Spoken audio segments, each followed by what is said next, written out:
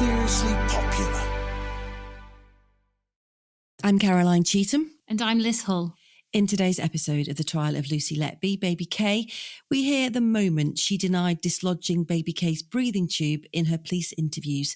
She also later suggested the unit wasn't staffed to cope with such a premature baby. We'll be back in just a moment.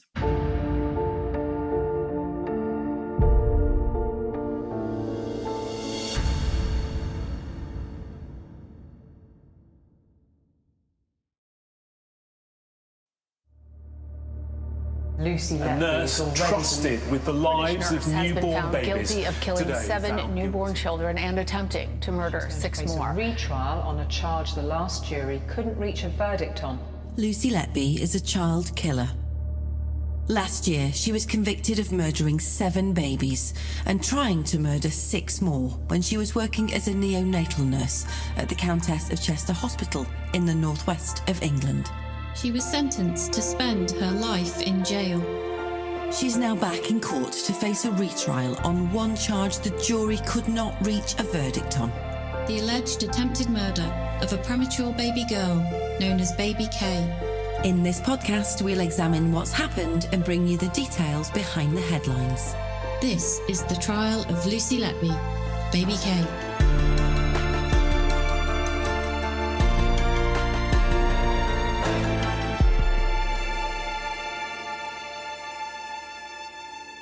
In today's episode, we're going to bring you, for the first time, the video interviews between Lucy Letby and the detectives.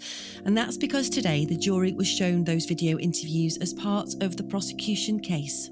In 3 separate video interviews, Lucy Letby denied dislodging Baby K's breathing tube or doing anything to harm her. She also said she didn't know why the alarms for Baby K's incubator were not sounding when she was collapsing. The jury was also told today the full extent of the charges Lucy Letby was convicted of in August last year. Finally, they heard from the doctor who pronounced Baby K dead on February the 20th at 5:28 in the morning. Welcome to episode 4, Questioned on Camera.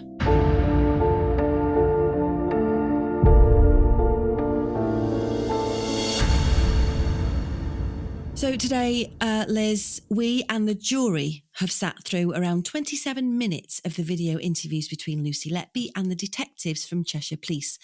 Now, these video interviews all related to the collapse of Baby K, which happened soon after she was born. And it's the first time that we've ever seen Lucy Letby interviewed by the police. Yeah, so in these interviews, she's asked about how Baby K's breathing tube became dislodged and why Dr. Ravi Jairam, the doctor you'll remember we heard from in the last episode, who claims he caught her virtually red-handed, was suspicious of her being alone with Baby K. And that's when her designated nurse, Joanne Williams, had left to go and update her parents on her condition. The allegation is that while she was away, Lucy Letby deliberately tried to murder Baby K by dislodging her breathing tube and causing her to collapse. Now, we were hoping these videos would be released to the media, but for various reasons they weren't. So instead of hearing the real thing, actors have voiced up all of the exchanges for you, so you can hear what the jury heard today. So the first interview took place at around 2:30 on July the 5th, 2018. That's the first time that Lucy Letby was arrested by police. In the interview, she's wearing her hair down and she's got a grey sweatshirt on. The officer starts by asking her about what she remembers of the night Baby K collapsed. As part of the investigation, we have spoken to nurse Joanne Williams. She states she was Baby K's designated nurse and recalls leaving the unit to update Baby K's parents during the shift on her condition. Do you agree with that? I don't remember. She says when she left Baby K, she was stable and her endotracheal tube was still in situ and in the correct position. And she goes, Lucy, to say if this wasn't the case, she wouldn't have left the unit. Do you agree with that? Yes. Do you agree if there was any issue with Baby K's endotracheal tube, Joanne Williams would have remained with her? Yes. Baby K is stable and Joanne Williams left to update the parents. We have got a statement from Dr. Jairam and he has provided evidence that whilst he was sat at the nurse's station, he began to feel uncomfortable with the fact that you were in nursery 1 with Baby K and there were no other members of staff there. Do you recall that, Lucy? No, I don't. He didn't raise any concerns with me. What explanation have you got to why Dr. J-Ram felt uncomfortable knowing you were on your own with baby K? I'm not sure. He never raised any concerns to me or any other member of staff. Dr. J-Ram says you were stood next to baby K's incubator. Do you agree with that? I don't remember. He said you weren't doing anything other than looking at equipment. He said you didn't have your hands in the incubator at the time and were not doing anything physically with the baby. Baby K's monitor was showing a drop in SATs and a drop into the 80s and still falling, and he can't recall any alarm sounding. Do you recall that, Lucy? No. If the SAT levels had dropped to the 80s and were still falling, would you expect the alarm to be activated? Yes. Would you expect them to be sounding? Yes. Explain to me what you were doing when Dr. J-Ram walked into the nursery at this point. I don't recall. From his evidence, baby K's monitor was showing a drop in SATs and were continuing to fall, and the alarm from the monitor was not heard to be sounding. Explain this to me. I don't know why the monitor wasn't sounding. Did you turn the monitor off, Lucy? No. Did you deactivate the sound on the monitor? No. Dr. J-Ram says baby K's endotracheal tube was dislodged. There was no fault on the ventilator and the tube was replaced. He confirms that baby K was not active and had been fine earlier on but then suffered an event when you were the only one in the room. Explain that to me, Lucy. I didn't dislodge the tube. In the second video we watched today, Lucy Letby was being interviewed around 10 a.m. on June the 12th, 2019. That's almost a year after her first arrest. And she was asked again about the moment baby K was collapsing. Tell me what would have happened to baby K if Dr. J-Ram had not walked in at this time. I would have summoned help. Why? If I'd noticed her observations were declining or the tube had slipped. He established the tube had dislodged 30 to 60 seconds before he entered the room. Why did you not call for help the moment it became dislodged? I don't recall seeing it was dislodged. His evidence suggests you would have had at least 30 seconds to react to the tube, and it's quite clear you didn't. Why didn't you help baby K? I don't remember the incident. Lucy, did you dislodge baby K's tube? No. Intending to cause her harm? No. She was then asked why Dr. J-Ram may have been mistaken. I don't know. He obviously seems to remember it quite specifically in terms of timing, and I don't. It's a shame if he felt uncomfortable that he didn't raise that sooner with me personally. He states in his evidence he realised you were alone, so he has reacted by going in. He has obviously had a concern prior to that. Did you intend to cause baby K harm? No. It was said you were stood there and you were doing nothing to help. Do you agree that looks suspicious? I don't recall. I don't know why a monitor would be silenced. Do you remember why you wouldn't have been reacting to the drop in oxygen levels? Possibly waiting to see if she self-corrected. We don't normally intervene straight away if they're not dangerously low. Why didn't you react? I don't recall an incident where the tube was dislodged. We'll take a quick break there.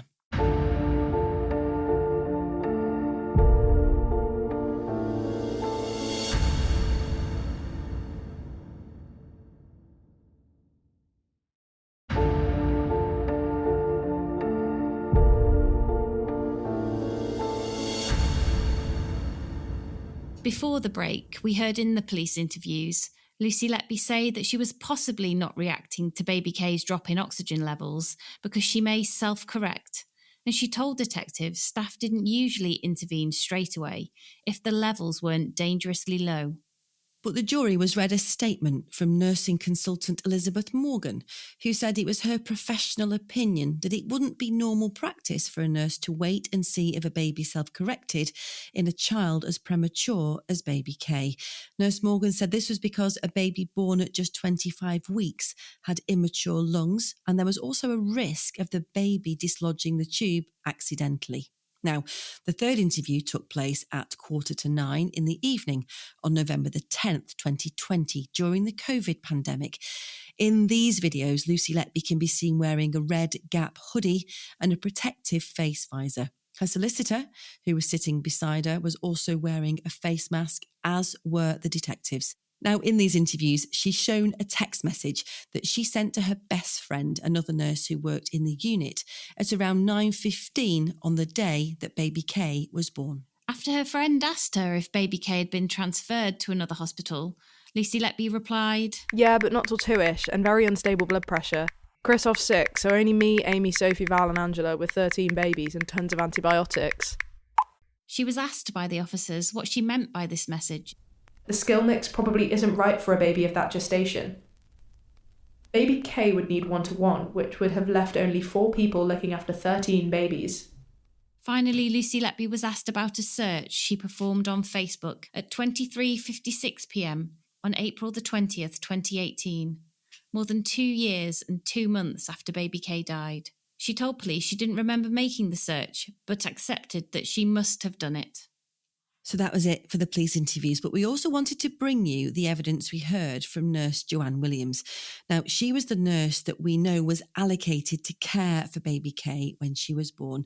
Now, she is a senior Band 6 nurse who in February 2016 had been working at the Countess for around 10 years on the neonatal unit. She was designated to look after baby K because she was one of 2 experienced nurses on duty that night. The court heard she was looking after baby K only and no other babies in Nursery 1 because of her prematurity. And Lucy Letby, remember, was a lower grade, Band 5 nurse. She had responsibility for 2 different babies in Nursery 2, the high dependency nursery next door. Nick Johnson KC, the lead prosecutor, asked Nurse Williams about baby K's condition after birth, and she agreed that during her first 45 minutes on the unit, she appeared to be improving.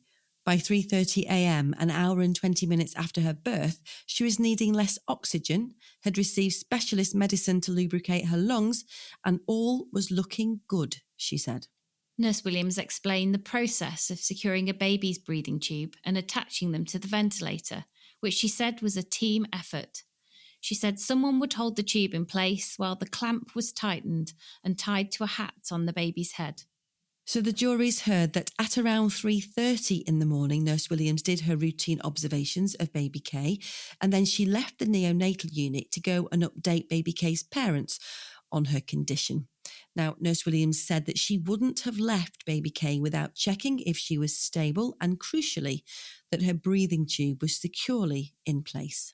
And Dr. Jayram, the doctor in charge that night, told the jury that as Nurse Williams left the unit, she told him she'd left Lucy Letby babysitting baby K.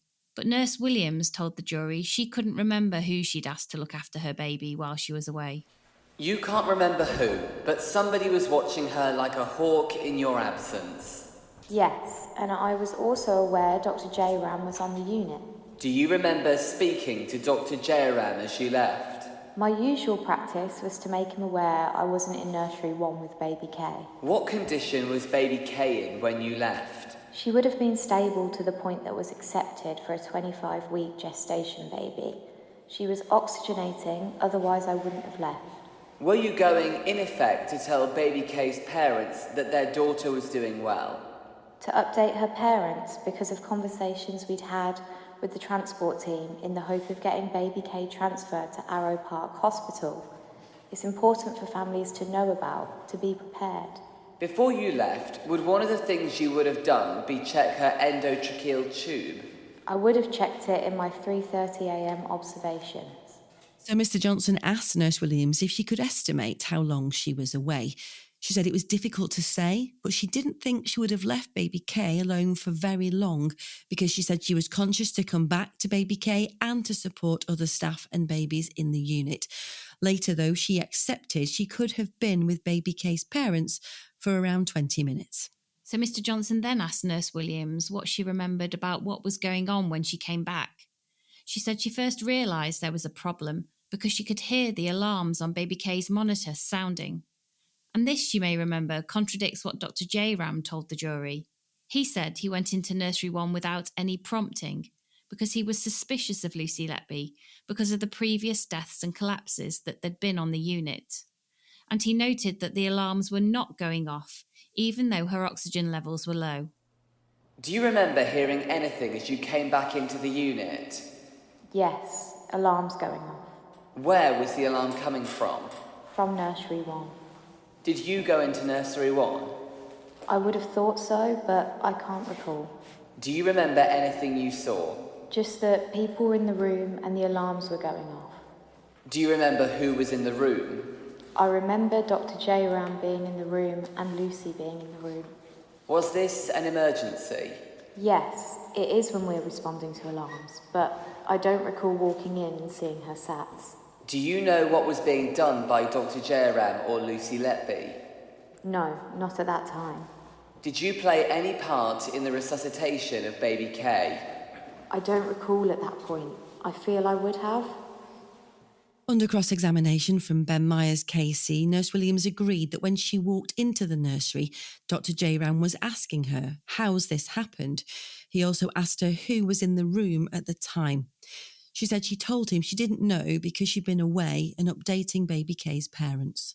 Mr. Myers then asked Nurse Williams about whether premature babies could move or dislodge their breathing tube accidentally themselves if they were active babies. She agreed it was possible, but insisted she didn't have much experience of babies who were so premature. In your experience, tubes can slip or move. That's a possibility, isn't it? Yes. And babies are capable of dislodging tubes. Do you agree? Certain babies, yes. If they are active, can they dislodge them? Yes. It's not implausible for preterm babies to be active. I don't believe I have enough experience of 25-week babies.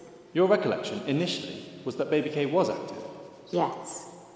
And active babies are capable of dislodging a tube. It can happen. Finally, we heard from Dr. Danielle Gardner, who was the doctor on duty at Arrow Park Hospital on the Wirral when baby Kay died just before 5:30 a.m. on February the 20th, aged just 4 days. Now, you might remember from last week the heartbreaking statement from baby Kay's mum, who told the jury about making what she called the hardest decision of her life, to switch off the machines that were keeping her daughter alive and to let her go. Her mum and dad were in court today, as they have been throughout, and her mum dabbed her eyes with a tissue as Dr. Gardner's statement was read to the court. She said baby Kay's blood pressure and oxygen levels worsened during the night, and she'd been discussing calling in her parents with the nurses when they arrived at the unit to see her. She said they asked if it was the right time to withdraw her treatment, and she told them that she believed it was. They wanted to hold baby Kay, she said. She was disconnected from the machines, wrapped in blankets and taken to the parents for cuddles. After around 20 minutes, Dr. Gardner said she returned and sadly pronounced baby Kay dead at 5:28 a.m. Now, just before the prosecution case closed, the jury were also read the full list of murders and attempted murders that Lucy Letby was convicted of in August last year. Next week, the defence case will begin, and Mr. Myers told the court his client may give evidence in her defence. We'll obviously know on Monday if that's the case. So Lucy Letby denies the charge of attempted murder. We'll be back next week with all the developments in this case. Please follow along to the trial of Lucy Letby wherever you get your podcasts. And just to say, for anyone who has been listening to episodes of this podcast from the previous trial, we've had to take those down for the duration of this trial for legal reasons. You can read my reports in the Mail or follow us on X at The Trial Podcast and contact us on thetrial@mailmetromedia.co.uk. You can leave a comment on Spotify or send us a voice note on WhatsApp on 07796 657 512. Start your message with the word trial. See you then.